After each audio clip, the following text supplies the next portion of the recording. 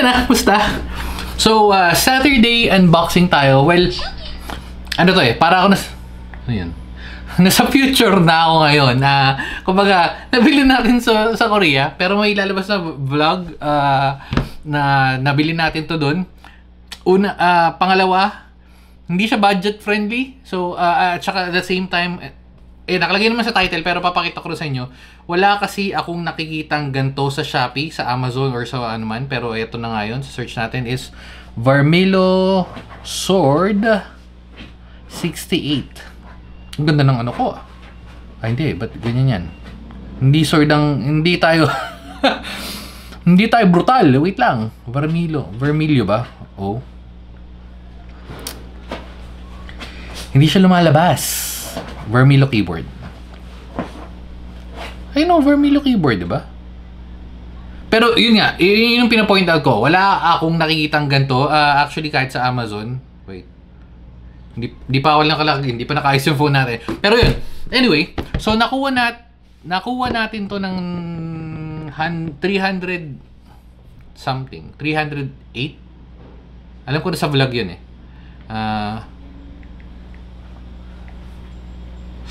Okay. Ito. 308 yata. Pagkakatanda ko. Mahal. Mahal. So, 308 natin siya nabili. Well, hindi ako. Binili ni Bekbek. Tayo ay na-sponsoran. Pero may kapalit yun. Anyway. Pero mas lamang pa tayo ng kayas lang. Pero feeling ko, pag in-order natin, rekta dun sa site, may site sila eh. Pag binili natin dun, plus shipping, plus taxes and all, feeling ko, papatak siya ng mga 17-18. Maybe more than that. Siguro plus minus na lang. Pero since nakuha natin siya ng ganun kapresyo, ba't ito yung napili ko? Ito na, ipapakita ko sa inyo. Ang sana lang is wala siyang defect. Kasi unang-una, pagka may issue to, ang hirap ibalik. Okay. So, yan. Ito malamang ito yung outer box. Okay. Ang una kong plan, wala naman talaga akong plan nung bumili na. Kasi nga, yung nandun ako sa shop mismo, parang halos lahat ng keyboard nila na Aula, meron na tayo. Tapos yung ibang keyboard naman nila, yung Mammoth, yung Ducky, NJ80, parang mga ganun, is hindi naman tayo makakabili dito sa Pilipinas. So, ang hirap naman magpakita or mag-unboxing ng ganun tapos hindi nyo naman mabibili, di ba? So, parang pero may bumulong sa akin. Sabi, pili ka na. Sabi ko, ting ting ting. Ay, sige. So, nag-check ako. Ang dami ko nakita. Isa to, dalawa sila. Yung isa is yung Mammoth. Same price siya halos. Ang problema lang, sobrang basic nun eh. Tas wired pa siya. Ewan ko kung legit, feeling ko wired lang din to. Pero kasi sabi sa akin nung yung Koreano doon, try mode. Sabi ko, try mode. Parang nakalagay, parang wala akong nakita mga switch kung ano sa gilid eh. Pero sabi niya sige, pag dito, ang bigat. Aluminum keyboard, man. Aluminum. Wala nang laman yan. Sabi niya, sabi ko sana, sabi mo nga, na ang natutunan ko na word or hindi word, expression sa kanila is ash. Pag na-prostate sila, yung ba, bibili ka sa nila ng di ba? Ng mga kung ano man, damit or mga kung ano man. No discount. Sasabi, no discount.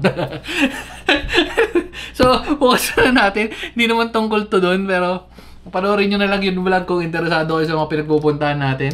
Uy, wait lang. Bago natin malabuksan, pakita na natin na sobrang ang ganda. Premium looking. Legit na premium looking kasi una-una mahal. Wow. Wow, nice. Vermilo keyboard. Sa China. Okay, sa China pala talaga siya. Pero yung website niya, Vermilo. Okay, nice.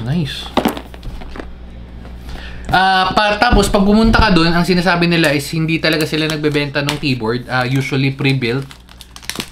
Na magandang plano 'yon, no? Actually may plano tayong maglagay ng paglagay ng yung lalapag ko lang lahat ng mga keyboard natin para na-experience nyo rin. Pero tingnan natin, malay ko sa future. Pero kasi wala akong nakita magandang pwesto eh. Wala lang, gusto ko lang itambak lang mga keyboard ko. But so, yan oh, solid men, solid. At kung meron man, ang hirap din maghanap ng pwesto, yun alam mo yung papupuntahan. So, anyway, wow. Para siyang ka-level ng unboxing ng Steam Deck. Okay. Keyboard artist. Keyboard artist? Ano ba si, ano? Vermilo. Vermilo is a mechanical keyboard brand from China, found down better looking. Okay. Order now. Wala to dito eh. Na-check ko nung nakaraan eh. Nung natingin-tingin tayo eh, no. Di ko alam kung face out na to, pero mukha naman siyang bago, pero ayun, wala yun. Sakura, Changi, Train, Sword, wala yun. Sword. Check natin, Sword.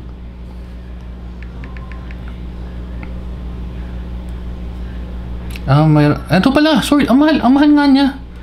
So, 14,000 siya dito, pero syempre, 14,600 nga, oh. Pero pag in-order natin, try mode, man! So, pag check nga natin, with pay, add to cart. Pag na-curious lang ako, pag bibilin ko siya, so, yun na nga, 14,600 siya. Ay, wala. Malamang may shipping at taxes pa to eh. Maglalagay pa tayo. Tatamad na ako. Pero siguro pag na curious ako at nakatambay lang ako, wala akong ginagawa, baka try ko i-process yun. Pero yun pa, isa. Pagka pumili ka doon, meron kang tax refund pag paalis ka na. Meron parang silang booth doon na tax refund. Sobrang laki, kaya kung ako sa inyo, worth it bumili doon kasi yung 13,000 na keyboard na to, meron kang tax refund na 40 pesos. Tama, 40 pesos. Sabi ni Mek, parang yung pumipila kami doon, sabi, yung magna-tax refund pa ako. Sige, pumili ka. Umano ka, mag-tax refund ka. Pwesto siya, hanap siya ng ano. Ang haba ng fila doon sa immigration. Pagbalik niya na sa magkano yung tax refund. Sabi ko 2,000 daw, 2,000. Anong 2,000? 2,000 pesos? 2,000 Korean won, which is, yun, 40 pesos. Anyway, so, open na natin itong napakalupit nating keyboard. So far, ito ang pinakamahal kong keyboard. Pangalawa yung Q1 or Q5 ng Keychron. Yung Keychron naman kasi is full-size mechanical keyboard. At, wow. Meron pa siyang paganyan, no? Ito yung sinasabi ko, di ba? Ito yung mga premium looking keyboard na may premium vibes na meron na ngayon roughly around mga 4,000 or actually 3,000 keyboard, 3,000 pesos meron na siya. So, ganito yung unboxing experience niya. So, oops! Mabigat. Siguro tanggalin muna natin to. Which is yung accessory. And then, yung keyboard. Solid, man. So, ayan, no? Nagdadagdag ng parang, factor yung mga... Ito nga, solid na yun, na foam. Yung kasi yung ibang foam na nasa sa ibang keyboard na nakukuha natin, hindi yung gantong solid diba? Yung may mas manipis, yung may mga butas-butas na ito, buo eh. Given kasi, again, aluminum keyboard, so added protection and all that shit. Okay. Anong makikita natin dito? Tama, makikita natin yung manual paano mag-toggle ng try mode. At pag nakita natin yung English, wait.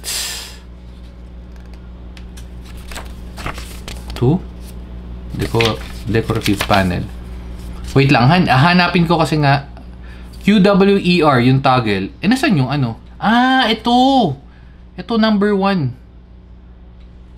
Malamang ito number 1, nandun nakatago yung yung dongle. Kuling oh. Okay, so QWER, pero wala siyang wala siyang hindi, nandito pala, hindi pa pala tayo tapos. Sorry. Nice. Anong nito? Anong software nito? QMK rin sana, no? Dami na tayong hinihingi. Dapat lang kasi medyo mahal eh. Ay, baduy. Baduy. Hindi, pero pwede na. In Vermilio site, ayan, keyboard.vermilio.com, technical support. Ito yung driver niya. So, just in case na And we are back. Ang dami kasi natin hinihingili. Wala akong ginalaw. Wala akong ginalaw dyan kasi nga gusto ko ma-experience nyo rin yung inaano natin. Pero anyway, so, nandun tayo sa last part, no? Sa driver. Di ko rin chinek, siguro, separate video na lang para itatry ko na lang yun kasi feeling ko medyo mahaba na to. Anyway, so open natin to kung anong laman. Dami kasi nating hinihili. Kaya, uy, maganda. Maganda. Oops, ano yun? Okay. Ayun pala. Ano to? Product? RRBRT VPT 688R.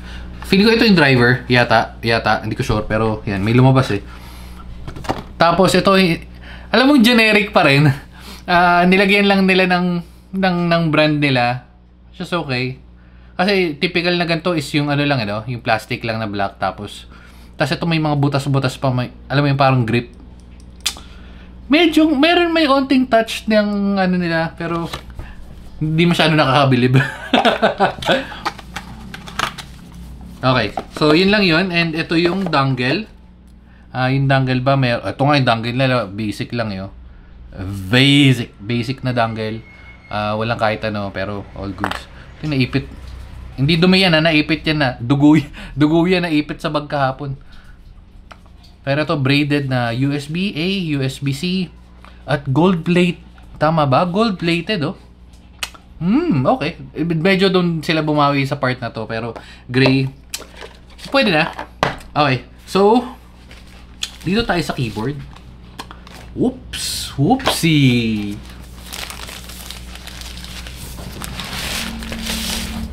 Napakaganda.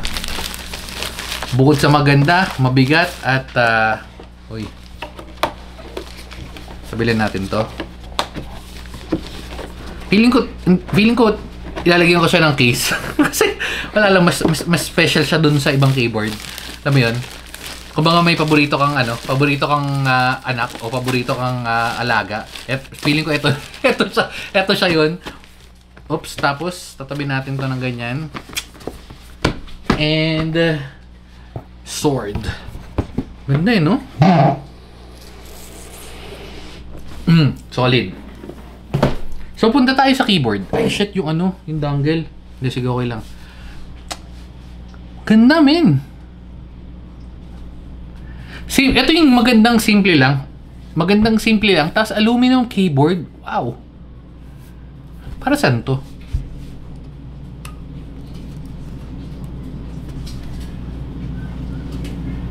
Nandun na ako, hindi ko pa tinanong, no?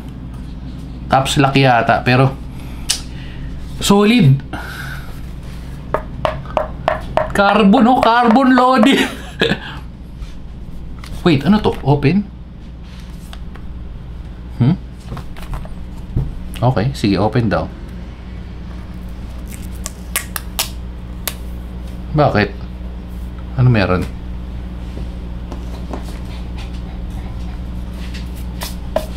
Hindi ko alam kung ano meron, pero sinabi niya open eh. Ilan to?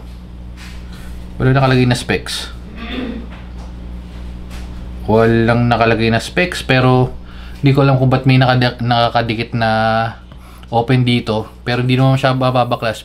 Pero ito yung engrave nito, solid men, no? Ayun, yun. Ano yan? Kada lead niya yan, 500. 500. Nakarami sila. Oops, 13,000. Pero hindi, punta muna tayo dito sa harap. Yung sa harap, yung sa ilalim pa, sa front na harap, wala masyado, pero yan, may engraved din siya. Ang ganda ng tignan. Gilid, wala tong pailaw. Basic to dito. Sa taas, yung Type-C na napakalalim. Kala mo pupunta ka pang... Parang babalik ka ng Korea pag ginamit po ng kable dito eh. Ang lalim. Pero yan, all goods. Tapos wala masyadong kahit yung branding nila, hindi nila nilagay. Pero dito sa ilalim, dito sila bumawi. Ito sticker. Ayokong tanggalin yung sticker kasi bababa yung presyo niya. Kaya okay na siyang ganyan. Medyo may bubbles pa, pero ayos lang. Wala siyang stand kasi nga Given na yun sa mga aluminum keyboard. Tapos meron na lang siyang onting foam to no? Hindi, pero etong mga ganito kaya naman yung bigat nung keyboard. Pero pag sinakto mo yan, ang solid. Magta-typing test tayo, pero before that, tingnan mo, paki-check, sound check muna tayo mabilis. Spacebar yun ha, spacebar.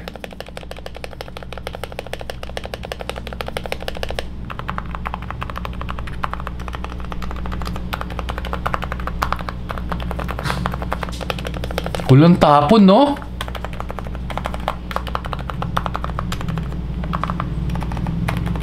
Okay.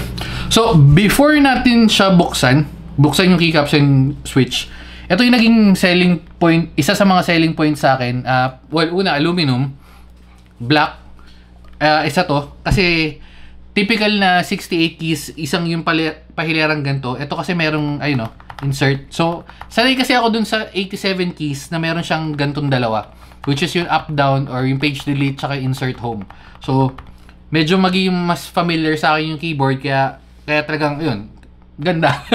Wala lang yung FN key sa taas, pero kasi kung pwede mo, eto, ay, tingnan nyo, ayun ko napansin, eto, hindi ko alam kung Chinese to, or hindi ako familiar sa mga ganun, pero yan hindi natin to papalitan kasi Korea exclusive na. Hindi ko sa Korea natin nabili. Pero yung FN keys, okay lang, kasi nga, hindi naman ako masyado gumagamit ng FN keys, lalo na sa Mac, so, baka i-set up natin to sa Mac, pero parang ayoko kasi gusto ko lang siya tabi. Alam mo yun? Okay, so open na natin. Anong switch to? Iba to Iba to, men. Okay. Kala ko may masisira tayong switch. So, ang pangalan, ang title ng switch niya ay... Ito yun Kailh. Kyle or Kyle, parang gano'n. O yan. Pero sky blue.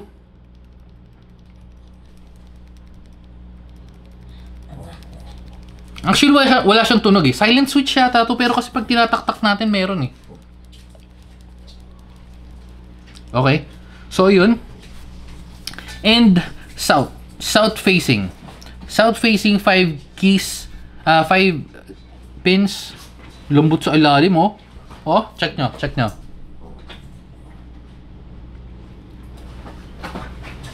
No? May dagdag factor yun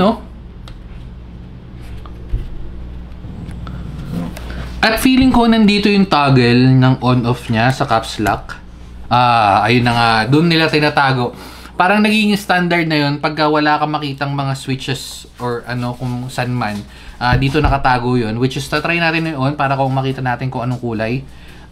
Kung maganda. Wow!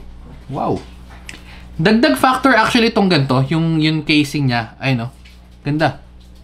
FN1. Bluetooth.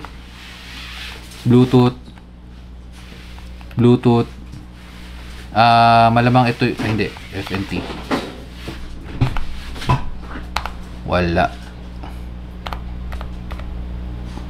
Malamang yung dongle pagka-wired i-off lang natin to and then dapat magko-connect, which is tatry na natin ngayon. Try muna natin ng wired. Ito. Wait. Saan yung cellphone ko? At bago natin tatry, ano na nangyari sa likod ko? Ba't naging ganyan na yan? Ay! Okay. Mabutso ko kung ano pinagagalaw nung... Try muna natin na naka-off lang at rekta natin ikabit kung gagana ba siya.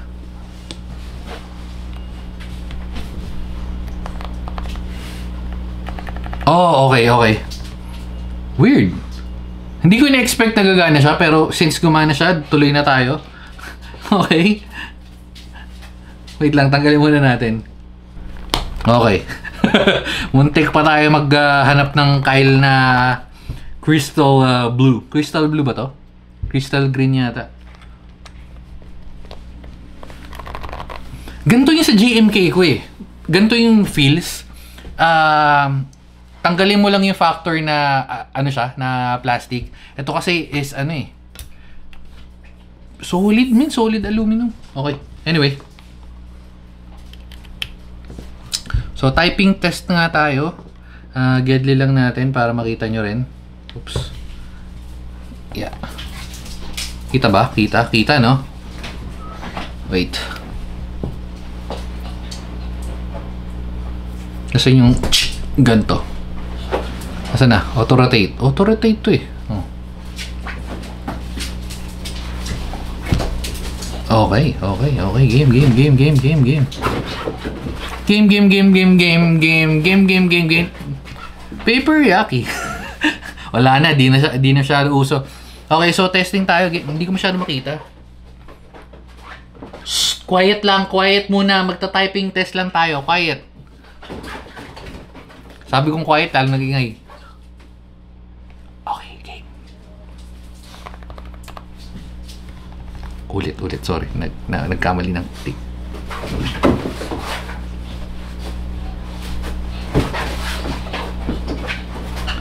Ba't kasi nalabas tong ano? Ba't kasi nalabas to?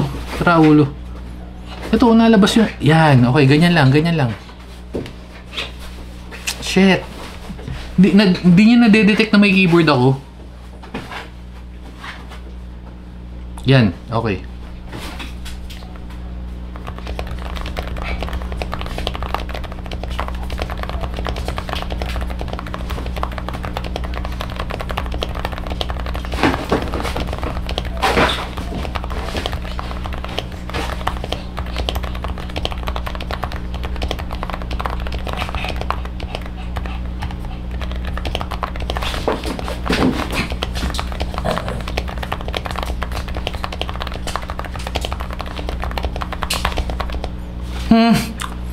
Pero grabe, ang ganda. Hindi ko alam kung naririnig nyo. Silent switch pala to nakuha ko. Hindi pala siya yung... Pero ulitin ko lang ng tong part na...